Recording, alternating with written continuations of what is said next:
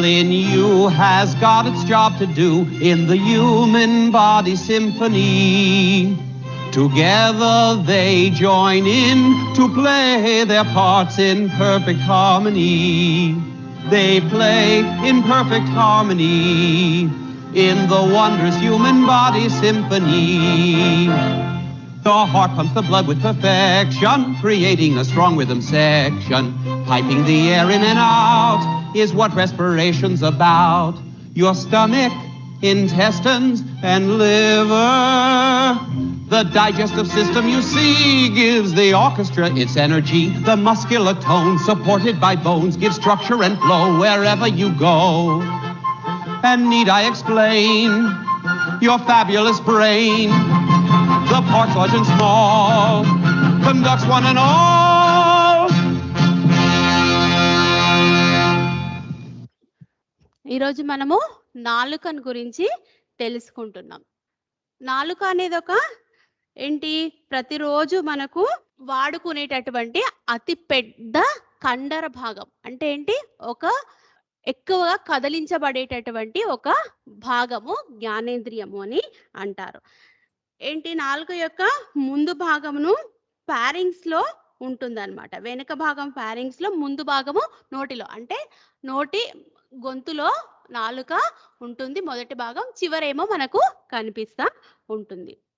నాలుక యొక్క భాగాలు: ముందు ఎపిగ్లోటిస్ ఉంటుంది, తర్వాత palatine tonsil, palatoglossal arch, vallate papilla, palmate papilla, fungiform papilla, apex, median sulcus, foramen caecum, sulcus terminal, median glossoepiglottic fold అనేటటువంటి భాగాలు మన నాలుకలో ఉంటాయి.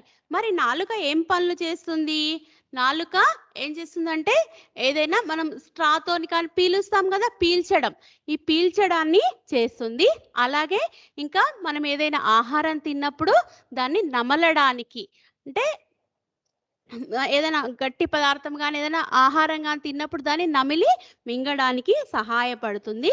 ఇంకా ఏం చేస్తుంది, లాలాజలంతో మనకి లాలాజలం వస్తుంది కదా నోటిలోంచి, దాన్ని ఏంటి కలిపి, ఆహారంలో కలిపి మన కడుపులోకి పంపించడానికి సహాయపడుతుంది.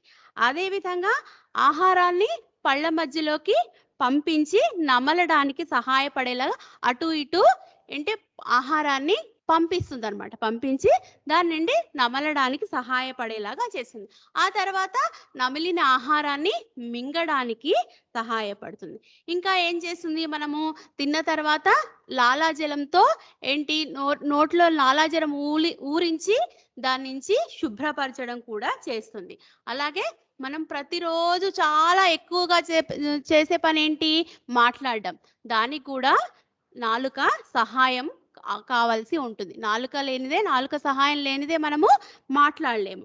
అలాగే ఇంకా మనకు ఏదైనా అసహ్యంగా అట్లా అనిపించినప్పుడు కడుపులో నుంచి, గొంతులో నుంచి మనకి లాలాజలాన్ని బయటకి ఉమ్మి వేయడానికి కూడా ఈ నాలుక సహాయపడుతుంది. ఇంకా ఏముంటాయి నాలుక పైన? ముఖ్యంగా మనము నాలుక నుండి మనము చూసేదేంటి, రుచి. రుచి చూడడానికి ఏముంటాయి నాలుక పైన? రుచి మొగ్గలు, టేస్ట్ బర్డ్స్ ఉంటాయి అన్నమాట. మనం ఆహారం తిన్నప్పుడు వెంటనే అవి ఏ రుచి అనేది పసిగడతాయి. అంటే మనం ఎలాంటి తీపి ఆహారం తింటున్నామా, చేదు తింటున్నామా, పులుపు తింటున్నామా, లేదంటే కమ్మనైనటువంటి ఆహారం తింటున్నామా, ఉప్పగా ఉన్న ఆహారాన్ని తింటున్నామా, అవి తెలుసుకొని తర్వాత ఏమవుతాయి, వెంటనే అవి యాక్టివేట్ అవుతాయి అనమాట. అంటే అవి స్పందించి దాని నుండి ఏ రుచి అనేది మనకు తెలియజేసేలాగా చూస్తాయి అన్నమాట. అవేంటో చూద్దాం. అలాంటి టేస్ట్ బర్డ్స్ ఎట్లా పనిచేస్తాయి, ఎక్కడెక్కడ ఏ టేస్ట్ బర్డ్స్ ఉంటాయి, రుచి మొగ్గలు ఎక్కడ ఉంటాయి, దాని నుండి మనకు ఆహారాన్ని ఏ విధంగా రుచిని తెలియజేస్తాయో చూద్దాం మనం. ఈ టేస్ట్ బర్డ్స్ ఏంటి, నాలుకకు రెండు పక్కల ఏం చేస్తాయి, పులుపుదనాన్ని తెలియజేస్తాయి. అలాగే నాలుక మొదటి అంటే ముందు భాగంలో ఉప్పుదనాన్ని, కొంచెం పై భాగంలో తీయదనాన్ని, అలాగే చేదుదనాన్నేమో గొంతు లోపల ఉండేలాగా, గొంతు లోపల తెలిసేలాగా చేస్తుంది. కానీ రుచిని మాత్రము నాలుక మధ్యలో కమ్మదనాన్ని, రుచిని తెలియజేస్తా ఉంటాయన్నమాట. ఈ విధంగా నాలుక అన్ని పక్కలా గూడా రుచి మొగ్గలు అనేకము కలిగి ఉంటాయి. అలాగే నాలుకను గురించి కొన్ని ఆసక్తికరమైన విషయాలేంటో మనము తెలుసుకుందాం. ఏంటి అంటే అవి మానవుని నాలుక ము ముందు నుండి చివరి వరకు అంటే మొత్తం పొడుగు 3 అంగుళాలు ఉంటుంది. ఆ తర్వాత ఇది 8 కండరాలతో నిర్మింపబడి ఉంటుందట. తర్వాత నాలుకపై 3000 నుంచి 10,000 వరకు రుచి మొగ్గలు టేస్ట్ బడ్స్ అనుకున్నాం కదా! అవి 10,000 వరకు ఉంటాయట.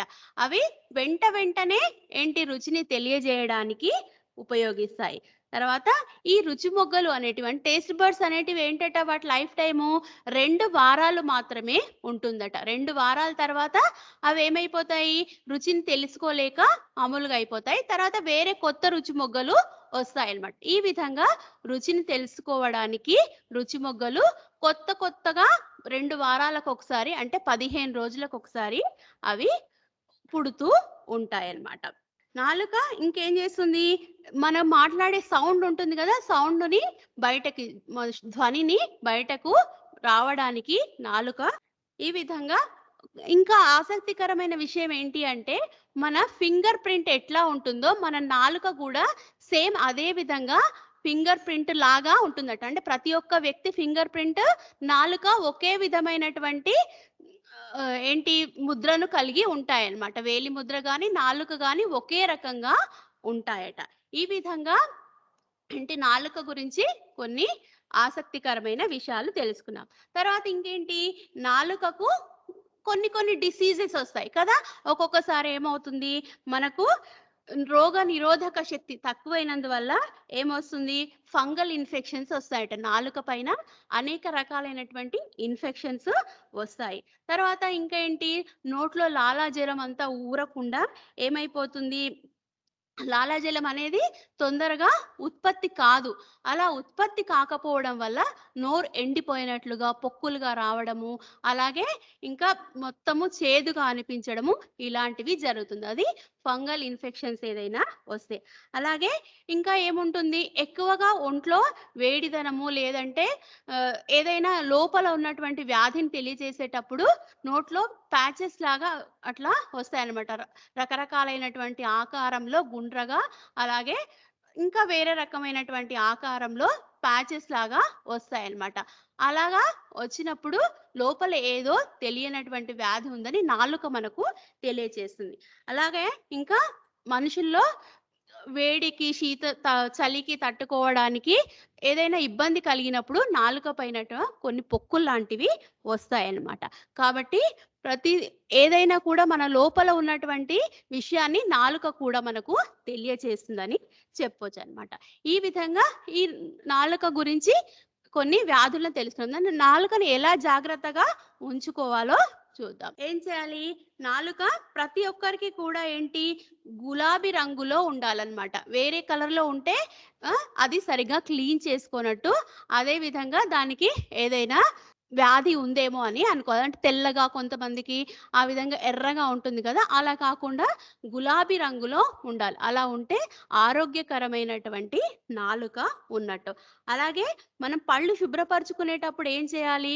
ఖచ్చితంగా నాలుకను కూడా టంగ్ క్లీనర్ సహాయంతో చక్కగా శుభ్రపరుచుకోవాలి. అలాగే ఎందుకు అంటే నోటి నుండి దుర్వాసన, బ్యాడ్ స్మెల్, బ్యాడ్ బ్రీత్ రాకుండా ఉండాలంటే చక్కగా నాలుకను శుభ్రపరుచుకోవాలి. అలాగే ఇంకా ఏంటి నాలుక శుభ్రపరుచుకున్న తర్వాత ఏం చేయాలి? కొంచెము మౌత్ వాష్ గాని ఏదైనా తీసుకొని నోటిని ఇంకా శుభ్రంగా చేసుకుంటే మనకి నోటిలోంచి దుర్వాసన రాకుండా ఉంటుంది. ఈ విధంగా నాలుకను గురించి జాగ్రత్తలు తీసుకుంటూ, నాలుకను ఆరోగ్యంగా ఉంచుకుంటూ మనం కూడా ఆరోగ్యంగా ఉండొచ్చు.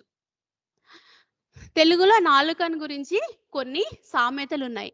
నరం లేని నాలుక. అంటే నాలుక ఎలా అంటే అలా మాట్లాడుతుందట. కాబట్టి ఇలాంటి సామెతలను పెట్టారు. అంటే దానికి అడ్డు లేదు, అదుపు లేదు అని చెప్పడానికి ఆ సందర్భంలో దాన్ని ఉపయోగిస్తారు. ఏంటి? నరం లేని నాలుక.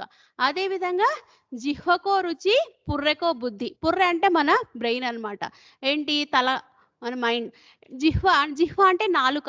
ఈ నాలుకకు ఒక్కొక్కరికి ఒక్కొక్క విధమైనటువంటి రుచి ఇష్టంగా అనిపిస్తుంది. కొంతమందికి స్వీట్ ఇష్టం అనిపిస్తుంది. కొంతమందికి పులుపు ఇష్టం అనిపిస్తుంది. కొంతమందికి చక్కగా కారం ఇష్టం అనిపిస్తుంది. ఈ విధంగా ఒక్కొక్క నాలుకకు ఒక్కొక్క రుచి ఉంటుంది. అలాగే ప్రతి మనిషికి ఒక్కొక్క రకమైనటువంటి బుద్ధి కలిగి ఉంటుంది అని చెప్తుంది. ఇంకా కొన్ని ఏమున్నాయట? నాలుకకు సంబంధించినటువంటి సామెతలు ఏంటి అంటే, కొండ నాలుకకు మందు వేస్తే ఉన్న నాలుక ఊడిపోయింది. ఏదో గొప్పగా చేయాలనుకుంటే చేసింది కాస్త ఉపయోగం లేకుండా పోయిందట. ఆ సందర్భంలో ఇలాంటి సామెతలని వాడుతారు. అలాగే మనకు ఇంగ్లీష్‌లో టంగ్ ట్విస్టర్స్ అంటారు కదా! అలాంటివి ఉన్నాయి. ఇది మీరు ప్రాక్టీస్ చేయండి. ఏంటి? కాకీక, కాకికి కాక, కేకిక అని ఉంటుంది. అది టంగ్ ట్విస్టర్ అన్నమాట. నాలుక మెలికతో పెట్టి మనము దీన్ని చెప్తుంటాము. దీన్ని మీరు ప్రాక్టీస్ చేయండి. ఓకేనా? నెక్స్ట్ దీనికి టంగ్ సంబంధించినటువంటి ఒక వీడియో మనం చూద్దాం. Tongue. Want to find out just how much you use your tongue? Try eating an ice cream cone or singing your favorite song without it. You need your tongue to chew, swallow and sing. And don't forget talking and tasting. Has anyone ever told you that the tongue is a muscle? Well, that's only partly true. The tongue is really made up of many groups of muscles. These muscles run in different directions to carry out all the different jobs for the tongue. Your tongue is a big muscle covered in clusters of taste buds. Each cluster recognizes a particular kind of taste. There are 5 types of tastes: bitter, sour, salty, sweet, and umami. Bitter foods such as coffee can be bad for you. Most poisons are bitter. Sour foods include lemon and vinegar. Food that has gone bad also tastes sour. Salt detecting taste buds can be found on the lips as well as on the tongue. Sweet foods naturally attract us. Our first food, milk, is sweet. Umami is the savory taste of foods like soy sauce and mushrooms. Saliva in your mouth dissolves your food. The food washes over tiny taste buds between the bumps on your tongue. Taste buds recognize different flavors. Your tongue has touch sensors to help you feel food. With all that talking, mixing food, swallowing, tasting, and germ fighting, does your tongue ever get a rest? No. Even when you're sleeping, your tongue is busy pushing saliva into your throat to be swallowed. It's a good thing too. Or we'd be drooling all over our pillows. Keep your tongue in tip-top shape by brushing it along with your teeth and avoiding super hot foods. A burnt tongue is no fun.